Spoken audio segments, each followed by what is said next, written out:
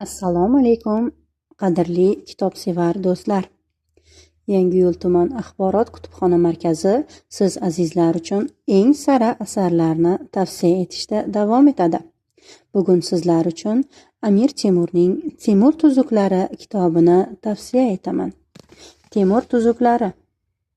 Temur tuzuklari Tuzuku Temuriy, Malfuzoti Temuriy, Vaqovoti Temuriy nomlari bilan ham mashhur bo'lgan Temur tuzuklari asari ikki qismdan iborat.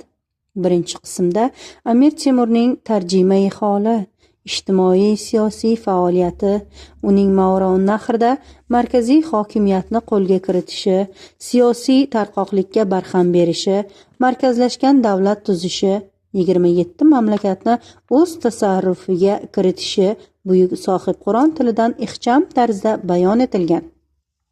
Ikkinchi qismda esa mashhur Jahongirning farzandlariga atalgan o'ziga xos vasiyat, pand nasihatlari va o'gitlaridan iborat.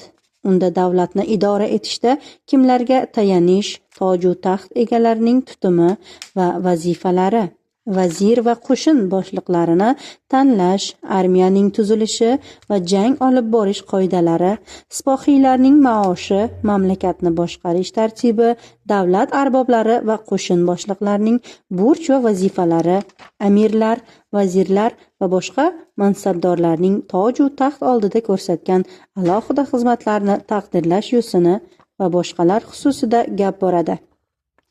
Kitob bilan tanishish uchun Yangiyo'l tuman axborot markazi kutubxonamizga tashrif buyurib, kitob bilan yaqindan tanishib, o'qib chiqishingiz mumkin.